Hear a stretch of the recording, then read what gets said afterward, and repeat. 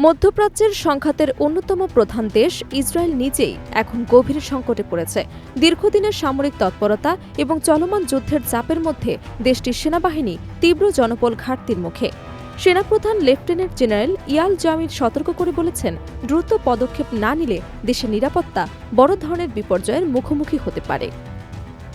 রাতের অন্ধকারে মধ্যপ্রাচ্যের আকাশে যুদ্ধের আলোর ঝলকানি, দূরের বায়ুমণ্ডলে ধোঁয়া আর আগুনের ছোঁয়া। এই দৃশ্য এখন ইসরায়েলের বাস্তবতার প্রতিফলন।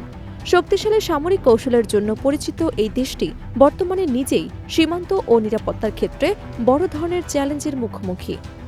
বর্তমানে ইসরায়েল সরাসরি বা পরোক্ষভাবে ইরানসহ অন্তত ৩টি দেশ ও অঞ্চলের সঙ্গে সামরিক সংঘাতে লিপ্ত। যুক্তরাষ্ট্রের মদদে গাজায় দীর্ঘস্থায়ী সামরিক অভিযান চালিয়েছে দেশটি, যার ফলে লাখের অধিক মানুষ নিহত হয়েছে।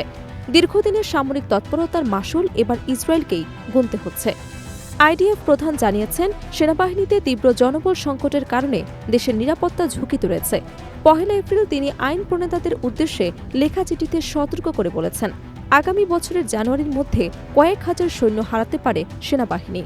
এই সংকট মোকাবিলায় তিনি বাধ্যতামূলক সামরিক পরিষেবার মেয়াদ বাড়ানো, রিজার্ভ বাহিনীর কাঠামোগত সংস্কার এবং যুগোপযোগী নিয়োগ আইন প্রণয়নের আহ্বান জানিয়েছেন।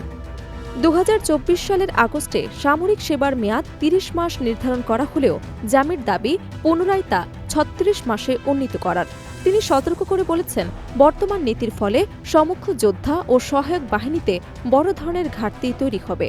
বর্তমানে প্রায় ১২,০০০ নতুন সৈন্যের প্রয়োজন রয়েছে, যাদের বেশিরভাগ লড়াকু ইউনিটে নিয়োজিত হবে। টানা ২ বছরের সংঘাতের কারণে রিজার্ভ বাহিনীতে চাপ ক্রমশ বাড়ছে। এছাড়া কট্টর অর্থোডক্স ইহুদিদের সামরিক সেবা থেকে অব্যাহতি দেওয়ার সরকারি পরিকল্পনা নতুন বিতর্ক সৃষ্টি করেছে।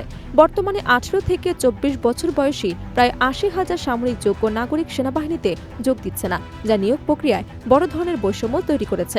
বিশ্লেষকরা বলছেন, এই নীতি অব্যাহত থাকলে ইসরায়েলের প্রতিরক্ষা ব্যবস্থা দীর্ঘমেয়াদে গুরুতর প্রভাবিত হবে। সাম্প্রতিক পরিস্থিতি আন্তর্জাতিক রাজনৈতিক বিশ্লেষকদের উদ্বিগ্ন করেছে। ইসরায়েলের সেনাবাহিনীর দুর্বলতা শুধু দেশীয় নিরাপত্তার জন্য নয়, পুরো মধ্যপ্রাচ্যের রাজনৈতিক ভারসাম্য ও অঞ্চলের স্থিতিশীলতার জন্য হুমকিস্বরূপ।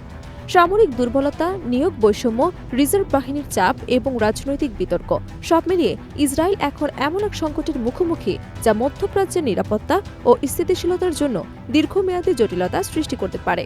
এই মুহূর্তে নিরাপত্তা, জনবল এবং সামরিক প্রস্তুতি, এই ৩টি দিকেই ইসরায়েলের জন্য তীব্র চাপ। আন্তর্জাতিক বিশ্লেষকরা বলছেন, দ্রুত এবং কার্যকর পদক্ষেপ না নিলে এই সংকট কেবল দেশটির জন্য নয়, পুরো অঞ্চলের জন্য একটি বড় হুমকি হয়ে দাঁড়াবে।